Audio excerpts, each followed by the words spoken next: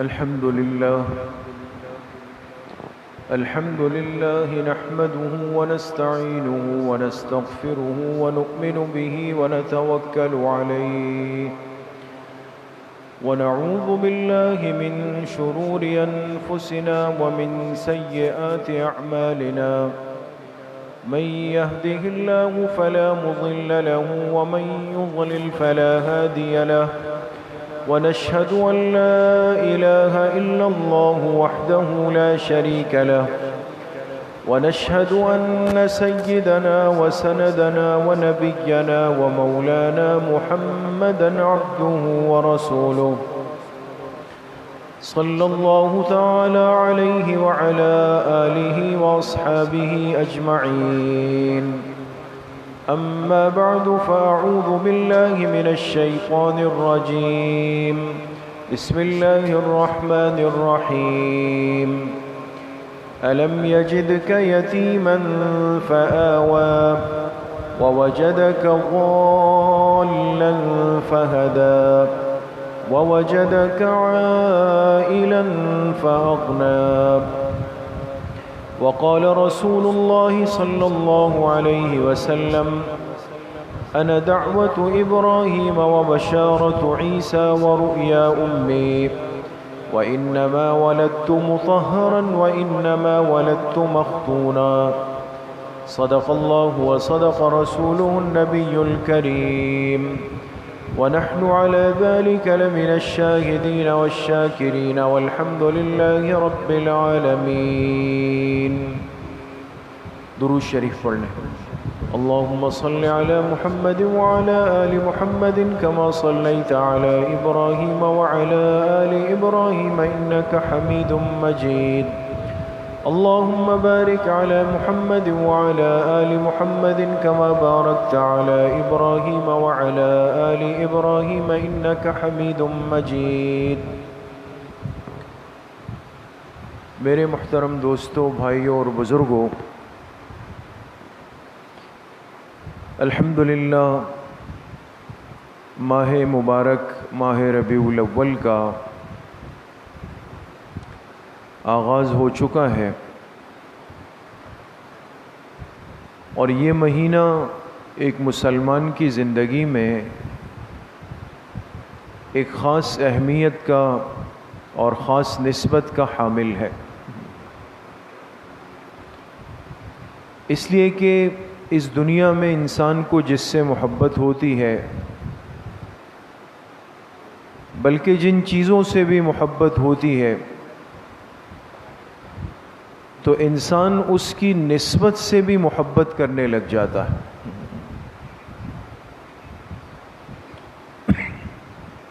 اس لیے ایک حدیث پاک میں جناب نبی کریم صلی اللہ علیہ وسلم نے کیا فرمایا؟ آیت الایمان حب الانصار وآیت النفاق بغض الانصار. فرمایا ایمان کی نشانی اور علامت یہ ہے کہ انصار سے محبت ہوگی، اور وآیت النفاق بغض الانصار، اور نفاق اور منافقت کی علامت یہ ہوگی کہ انصار سے بغض ہوگا. اب دیکھیں ایمان کی نشانی کس کو قرار دیا؟ کہ مدینہ منورہ کے انصار صحابہ سے محبت کی جائے. اور نفاق اور منافقت کی علامت کس کو قرار دیا؟ کہ اگر نعوذ باللہ کسی کے دل میں انصار مدینہ کا بغض بیٹھ جائے. ایمان کو جوڑ دیا انصار کی محبت سے، منافقت کو جوڑ دیا انصار کے بغض سے. کیوں؟ اس لیے کہ انصار مدینہ وہ صحابہ تھے، وہ حضرات تھے کہ جنہوں نے ہجرت کر کے آنے والی تمام صحابہ کی جماعت، پھر بالخصوص جناب نبی کریم صلی اللہ علیہ وسلم کا انتہائی درجہ اکرام کیا، اور ایسا وقت جس میں کوئی یہ جگرا، یہ حوصلہ نہیں رکھتا تھا کہ پوری دنیا مخالفت پر ہے، اپنے بھی، پرائے بھی، یہود بھی، نصارہ بھی، مشرکین بھی، منافقین بھی، سب آپ کی تلاش جاری ہے، اور آپ کو پکڑ کر لانے والے کے لیے 100 اونٹوں کا انعام ہے۔ پورا عالم کفر ایک طرف ہے، آپ بتائیں ایسے سخت اور مشکل اور جان کنی کے ماحول میں وہ کون ہوگا جو آگے بڑھ کر اس ذمہ داری کا بوجھ اٹھائے؟ اس لیے آپ جانتے ہیں جب مدینہ منورہ کے لوگ مکہ آئے تھے منا میں، اور انہوں نے حضور علیہ الصلاۃ والسلام کو دعوت دی کہ یہاں مکہ مکرمہ میں آپ کا اپنا خاندان قریش وہ آپ کو تنگ کرتا ہے، پریشان کرتا ہے، تکلیفیں دیتا ہے، آپ کے سے مشورہ کیا کس سے؟ مجھے جانا چاہیے یا نہیں جانا چاہیے؟ آپ علیہ الصلاۃ والسلام نے اس حوالے سے کس سے مشورہ کیا تھا؟ اپنے چچا حضرت عباس رضی اللہ عنہ سے۔ اور دلچسپ بات یہ ہے کہ اس وقت تک آپ کے چچا اسلام بھی نہیں لائے تھے، مسلمان نہیں ہوئے تھے، وہ تو بدر کے موقع پر ہوئے، لیکن چونکہ خون تھا، نسب تھا، بھتیجے تھے، اور ان کی یتیمی کو دیکھا تھا، ساری باتیں تھی نا،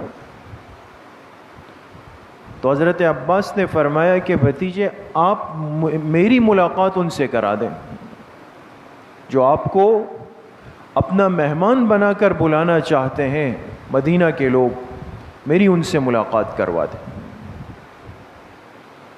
آپ اگلے دن لے گئے، منا کی ایک گھاٹی میں ملاقات ہو گئی، اور یہ 12 حضرات تھے صحابہ اکرام جو بعد میں بڑے درجے کے صحابہ بن۔ تو حضرت عباس نے ان سے پوچھا، یہ بڑے سمجھدار آدمی تھے، کہا دیکھو میرے بھتیجے کو تم دعوت دے رہے ہو، اپنا مہمان بنانا چاہتے ہو، خود میزبان بننا چاہتے ہو، لیکن تمہیں اس میزبانی اور مہمانی کا علم ہے کہ کیا کرنے جا رہے ہو؟ پوری دنیا کی مخالفت مول لوگے، اور تمہیں پتہ ہے کہ ان کے لیے انعام کا اعلان ہوا ہے، اگر تو میرے بھتیجے کی حفاظت کر سکو گے، ان پر کوئی تکلیف نہیں آئے گی، تب تو میں اجازت دیتا ہوں، لیکن اگر ان کو تکلیف ہوئی اور ان کو نقصان پہنچا تو پھر خیر نہیں۔ تو اس موقع پر انصار نے کیا جواب دیا؟ فرمایا کہ آپ بے فکر ہو جائیں، ہم جو بات کرتے ہیں وہ دل سے کرتے ہیں، اگر آپ کے بھتیجے کی حفاظت میں ہمیں پورا انصار قبیلہ قربان کرنا پڑے، ہم مر جائیں گے، ان کی حفاظت کریں، لیکن ایک شرط ہماری بھی ہوگی۔ انصار نے کہا، آپ کو اس واقعے سے بہت ساری باتیں سمجھ میں آئیں گی دوست، لیکن فرمائے ایک شرط ہماری بھی ہوگی، ہم نے تو آپ کی مان لی، سب سے ٹکر لے لیں گے، لیکن شرط یہ ہے کہ آپ بھی اپنے بھتیجے سے وعدہ لیں کہ جب یہ مکہ چھوڑ کر مدینہ آئیں گے تو پھر مدینہ چھوڑ کر ہمیں واپس نہیں آئیں گے، پھر ہمیشہ ہمارے ہو کے رہیں گے۔ یہی وہ قربانی تھی دوستو کہ بعد میں آپ علیہ الصلاۃ والسلام نے انصار مدینہ کے لیے اتنی تسلی، اتنے فضائل اور اتنے اکرام کے کلمات ارشاد فرمائے، اور یہاں تک فرمائے کہ اب اگر کوئی اپنا ایمان صحیح ثابت کرنا چاہتا ہے تو ضروری ہوگا کہ اس کے دل میں میرے انصار صحابہ کی محبت ہوگی، اور جس کے دل میں ان کی محبت نہیں ہوگی تو وہ منافق کہلائے گا۔ تو بات آپ حضرات سے صرف یہ عرض کرنا چاہتا تھا اور سمجھانا چاہتا تھا کہ جو چیزیں اللہ پاک بندے کو محبوب بنا لیتے ہیں تو محبوب کی نشانیوں سے بھی، علامات سے بھی، نسبتوں سے بھی محبت ہو جاتی ہے دوست۔ تو ربیع الاول کا مہینہ سال کے 12 مہینوں میں شامل ہے، اور باقی مہینوں کی طرح اس کے بھی 29 یا 30 دن ہے، لیکن ایک بڑا فرق یہ ہوا کہ اس مہینے کو ایک خاص نسبت اور تعلق حاصل ہو گیا، اور وہ نسبت کیا تھا کہ اسی مہینے میں، اسی ماہ مبارک میں، اسی ربیع الاول کے مہینے میں اولین اور آخرین کے سردار، محبوب کائنات، رحمت کائنات، سرکار دو عالم صلی اللہ علیہ وسلم کی ولادت باسعادت ہوئی۔ اس لیے جب یہ مہینہ ہر سال شروع ہوتا ہے، اس کا آغاز ہوتا ہے، تو وہ نسبت کا نور اور نسبت کی جو برکات اور نسبت کا جو اثر ہے وہ تازہ ہو جاتا ہے دوست۔ کبھی ربیع الاول کا یہ مطلب مت سمجھے نعوذ باللہ کہ اس ایک مہینے میں مومن کے اندر محبت کا جذبہ پیدا ہوتا ہے۔ محبوب کائنات کی محبت تو پیدائش سے لے کر موت تک ہے، اور موت سے لے کر جنت تک ہے، اور ہمیشہ ہمیشہ کی زندگی میں ہے۔ وہ تو مومن کی زندگی سے ایک لمحے کے لیے بھی الگ نہیں ہو سکتی، وہ تو ہمیشہ کی ہے۔ اس لیے ہمارے بعض بزرگوں نے کیا فرمایا کہ مومن کی زندگی کا ہر مہینہ ربیع الاول ہے۔ اس جملے کا مطلب یہ ہے مومن کی زندگی کا ہر مہینہ ربیع الاول ہے۔ کیا مطلب؟ آپ کی آمد کے بعد اس امت کو جو خوشی اور جو راحت اور جو برکت، جو انعامات و احسانات نصیب ہو گئے، اب اس کا کیا ٹھکانہ ہے؟ اب اس کی کوئی حد نہیں۔ یہ امت تو آپ کے احسانات کے بوجھ تلے دب گئی قیامت تک، کوئی ایک لمحے کے لیے بھی آپ کے احسانات کے نیچے سے نہیں نکل سکتا۔ تو یہ کیسے ممکن ہے کہ ہم کہیں کہ ربیع الاول میں تو جوش محبت ہے، باقی نہیں؟ مومن کی زندگی کا ہر لمحہ، ہر مہینہ، ہر دن، ہر گھڑی وہ ربیع الاول ہے۔ اس لیے کہ ہمارا ایمان اور عقیدہ ہے کہ اگر کوئی لمحہ اس زندگی پر ایسا آئے جس میں اللہ کے پاک پیغمبر کی محبت میں کچھ کمی بھی محسوس ہو، تو یہ ایمان ناقص ہے، یہ ایمان کامل نہیں رہے گا۔ لا یؤمن احدکم حتی اکون احب الیہ من والدہ وولدہ والناس اجمعین۔ فرمایا تم میں سے کوئی اس وقت تک مومن نہیں ہو سکتا جب تک کہ میری ذات اس کے نزدیک، اس کے والدین سے، اس کی اولاد سے اور پوری انسانیت سے زیادہ محبوب نہ ہو جائے۔ سارے رشتے ایک طرف ہو جائیں گے، اللہ کے پیغمبر کی محبت کا رشتہ سب پر غالب ہے دوست۔ لیکن چونکہ ایک نسبت خاصہ ہو گئی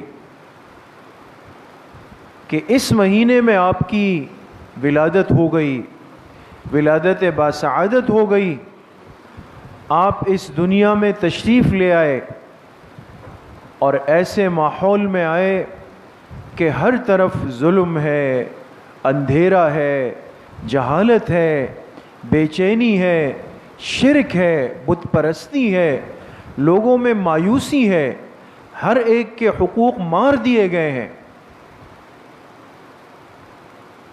ایسے ماحول میں اللہ کے پاک پیغمبر کی ولادت ہوتی ہے دوست۔ سب دنیا منتظر تھی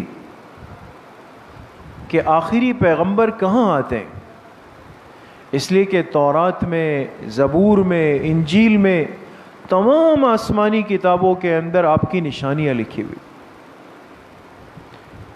آپ کی نشانیاں موجود تھیں، اور صرف آپ کی نشانیاں نہیں، جو آپ کے والدین بنیں گے ان کی بھی نشانیاں تھیں۔ اس لیے علماء نے لکھا ہے کہ تورات کے غیر محرف نسخے میں، اب تو تحریف ہو گئی ساری جو پچھلی کتابیں، تو جو تورات کا صحیح نسخہ تھا اس میں لکھا ہوا تھا کہ آخری پیغمبر کے جو والد ہوں گے ان کے چہرے پر ایک سرخی ہوگی، اور وہ سرخی ایک نور کی علامت ہوگی کہ یہ وہ نور ہے جو اللہ پاک نے اس شخص کے پیشانی میں رکھ دیا ہے، اور یہ نور یہاں سے نکل کر جہاں جائے گا وہاں آخری پیغمبر کی پیدائش ہو جائے۔ تو یہود کے مزاج کے اندر ایک بڑی منصوبہ بندی ہوتی ہے دوستو، آج بھی جیسے پوری دنیا کو پریشان کیا ہوا ہے، تو انہوں نے خود بھی اور اپنی عورتوں سے کہا ہوا تھا کہ بھئی تم دیکھا کرو، کوئی تمہیں ایسا مرد، ایسا نوجوان نظر آئے کہ جس کی پیشانی کی سرخی عام مردوں سے الگ ہو تو ہمیں بتاؤ۔ تو آپ علیہ الصلاۃ والسلام کے جو والد ماجد تھے حضرت عبداللہ ابن عبد المطلب، چونکہ ان کو اللہ پاک نے منتخب فرمایا تھا، اور ایسے حسین و جمیل، لیکن ان کی پیشانی باقی نوجوانوں سے بالکل نمایاں تھی، الگ تھی۔ تو جب یہ بلوغت کی عمر کو پہنچے، بڑے ہوئے، تو کہتے ہیں جب یہ گھر سے نکلتے تھے تو یہود کی عورتیں ان کو پردے کے پیچھے سے دیکھتی تھی، ان کو کچھ لگا کہ ہمارے مردوں نے جو نشانی بتائی ہے وہ شاید یہ شخص،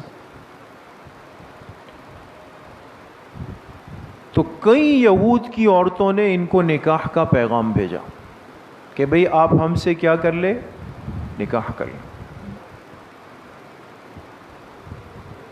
انہوں نے قبول نہیں کیا۔ کہتے ایک دن یہ نکلے اور قوم کی سب سے حسین و جمیل عورت وہ ان کے راستے میں آئے اور ان سے کہا کہ عبداللہ تم ہماری طرف دیکھتے نہیں، ہماری کتنی عورتوں نے تمہیں نکاح کا پیغام دیا۔ انہوں نے فرمایا کہ یہ میرا اختیار نہیں، میرے بڑوں کا اختیار ہے۔ تو اس عورت نے کہا چلو میں تمہیں ایک اور راستہ دیتی ہوں، میرے پیچھے پورے عرب کے نوجوان گھومتے ہیں، میں کسی کو خاطر میں نہیں لاتی، لیکن آپ کو اجازت ہے کہ بغیر نکاح کے آپ مجھ سے ملاقات کر لیں۔ اپنا ایک جال ڈالا، بغیر نکاح کے مجھ سے ملاقات کر لیں، آپ کو اختیار ہے۔ تو حضرت عبداللہ نے فرمایا ہم جس نسب سے متعلق ہے اس نسب کے اندر کوئی بھی خون بدکاری کا شامل نہیں۔ اللہ پاک نے اپنے پاک پیغمبر کے نسب کو آخر تک ہر گناہ سے محفوظ رکھا ہے، کہ ہم یہ نہیں کر سکتے۔ تو نسبت کہاں طے ہوئی؟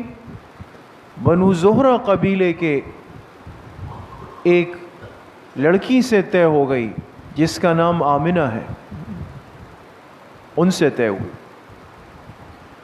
اور جب ان سے نکاح ہوا، ان سے ملاقات ہو گئی، تو کہتے ہیں وہ پیشانی کے اندر جو ایک سرخ لکیر تھی وہ اس ملاقات کے بعد ختم ہو گئی۔ تو یہود کی عورتوں نے کہا تھا کہ اب عبداللہ وہ نہیں ہے، وہ چیز نہیں ہے ان کی پیشانی۔ تو بڑی تلاش اور جستجو تھی کہ اب بچہ کہاں پیدا ہوتا ہے، کس کے ہاں پیدا ہوتا ہے۔ تو جو آپ کی ولادت کا سال ہے، ماہ ربیع الاول ہے، دیکھیں میرے عزیزو دوستو بزرگوں، چند باتیں اس میں ایسی ہیں جو نصوص سے ثابت ہیں۔ ہمیشہ اپنے آپ کو اتباع سنت کا پابند رکھیں، کبھی جذبات کا، ماحول کا، رسومات کا، رائج چیزوں کا شکار مت کریں۔ ہمیں اللہ نے جو دین دیا ہے وہ زندہ، صاف ستھرا، واضح، غیر مبہم دین ہے۔ آپ کی ولادت کا مہینہ ربیع الاول ہے، یہ صحیح روایات سے ثابت ہے،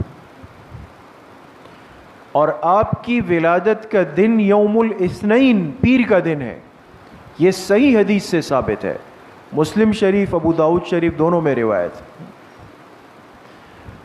اور آپ کی ولادت کا وقت اور گھڑی وہ طلوع فجر یعنی صبح صادق کا عین وقت ہے، جب فجر کا وقت داخل ہوتا ہے، رات کا وقت ختم ہوتا ہے، یہ جو وقت ہے یہ صحیح حدیث سے ثابت ہے۔ ان تین باتوں میں احادیث بالکل متفق ہے کہ مہینہ کون سا ہے؟ ربیع الاول کا، دن کون سا ہے؟ پیر کا ہے، وقت کون سا ہے؟ صبح صادق کا ہے، یہ بالکل اس سے کوئی انکار نہیں کر سکتا۔ لیکن اس مہینے کی تاریخ کون سی تھی، اس بارے میں کسی روایت میں صراحت نہیں ہے۔ سیرت نگاروں نے اس پہ تحقیق کی ہے، 2، 3، 8، 9، 10، 11، 12 ساری روایت موجود ہے۔ لیکن میرے عزیزو دوستو بزرگوں، یہ معاملہ اتنا ضروری نہیں کہ ہم اس تحقیق میں اب لگ جائیں کہ بھئی تاریخ کون سی تھی۔ ہمارے ہاں معاشرے میں مشہور ہے کہ بھئی 12 ربیع الاول آپ کی یوم ولادت بھی ہے، آپ کا یوم وفات بھی ہے، بعض کتابوں میں لکھا بھی ہے۔ علماء نے تحقیق کر کے 9 کو ترجیح دی ہے اور اس پر بڑی محنت بھی ہوئی۔ لیکن اگر یہ بات ضروری ہوتی اور اہمیت کی حامل ہوتی کہ بھئی امت اس چیز کو محفوظ رکھے، تو یاد رکھیں کہ کوئی نہ کوئی روایت اور نص اس بارے میں ضرور وارد ہوتی۔ ہمیں جو ولادت سے سبق لینا ہے اور ولادت کے موقع پر ایک مومن کو اپنے ایمان کا جو اظہار کرنا ہے، جذبہ محبت کو ثابت کرنا ہے، وہ اس چیز پر موقوف نہیں ہے دوستو، وہ موقوف نہیں ہے اس لیے کبھی ان باتوں میں اپنے آپ کو پریشان نہ کریں اور نہ ان باتوں کو بنیاد بنا کر آپس میں الجھیں، اور نہ ان باتوں کو بنیاد بنا کر کسی کو تحقیر یا تنقید کی نظر سے دیکھیں۔ آج اتنی بڑی مصیبت ہمارے ساتھ جڑ گئی ہے کہ باقی دین پر کتنا عمل ہے اور حضور علیہ الصلاۃ والسلام کی مبارک زندگی کو ہم نے کتنا لیا ہے، ہمارے معاملات، معمولات کس درجے کے ہیں، معاشرت کس درجے کی ہے، اللہ سے تعلق کس درجے کا ہے، وہ سب ایک سائڈ پہ ہو چکا ہے دوست، اس کی قطعاً کوئی پرواہ نہیں۔ لیکن محض ایک ذوق اور اپنے جذبات کو بھرپور طریقے سے دین کے عنوان سے ہم نے دفاع کر دیا ہے، تحفظ دے دیا۔ اس لیے میرے عزیزو دوستو بزرگوں، سیدھی آسان سی بات سمجھے، یہ ایک ایسا موقع ہوتا ہے کہ جس میں ہر مومن، ہر مسلمان، ہر کلمہ گو کی محبت کو ایک تازگی نصیب ہو جاتی۔ ایسا کون سا بدبخت اور بد نصیب ہوگا کہ جو ربیع الاول کے شروع ہونے کے بعد بھی کہے کہ نہیں جی میرے اندر تو کوئی فرق نہیں، وہ تو محروم ہی ہے۔ لیکن اللہ کے پاک پیغمبر کی پیدائش کے مہینے کے آغاز کے بعد اب ہمارے اندر جو محبت کے جذبات ہیں، اس جذبہ محبت کا اظہار کیسے ہو اور اس کی شناخت کیسی ہو، یہ اصل مسئلہ ہے دوست، کہ شناخت کیسے ہوگی، پتہ کیسے چلے گا کسی کو، آپ سمجھ گئے؟ اور اس کے لیے ہر مسلمان نے اپنے اپنے طریقے کو اختیار کر لیا ہے۔ اس لیے کہ جو چیز نص قطعی سے ثابت نہ ہو، منسوسی نہ ہو، یا سنت کے درجے تک نہیں پہنچی ہو، اس کے لیے کوئی طریقہ متعین نہیں کیا جا سکتا، طریقے کی تعیین نہیں ہو سکتی دوست۔ لہٰذا اگر کسی گھر میں بچہ پیدا ہو جائے اور طویل عرصے بعد پیدا ہو، تو آپ بتائیں گھر والوں کی خوشی کا کیا عالم ہوگا، ہے نا؟ سب خوش ہوں گے۔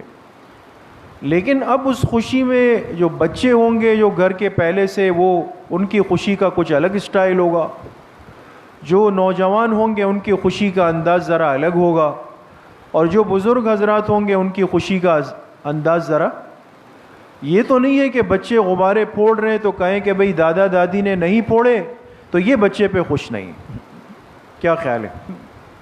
ایسا تو نہیں ہے نا۔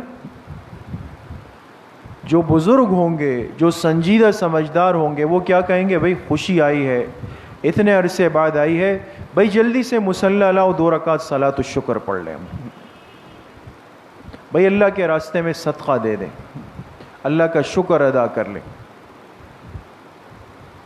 تو ان چیزوں میں دوستوں مسئلہ اس دن پیدا ہوتا ہے جب ہم ایک رخ کو متعین کر لیتے ہیں کہ بھئی جس نے یہ کیا تو وہ تو ہے، نہیں کیا تو اب اس کو ایسا دیکھ رہے جیسے کانا بیل قصائی کو دیکھتا ہے کہ بھئی آپ نے کیوں ایسا نہیں کیا۔ اس لیے میرے عزیزو دوستو بزرگوں، امت اتنی ٹوٹ چکی ہے، اتنی اختلافات کی نظر ہو چکی ہے، اتنے ہم آپس میں ایک دوسرے کے دشمنی پر اتر آئے ہیں کہ مزید اب اور نہیں ہو سکتا۔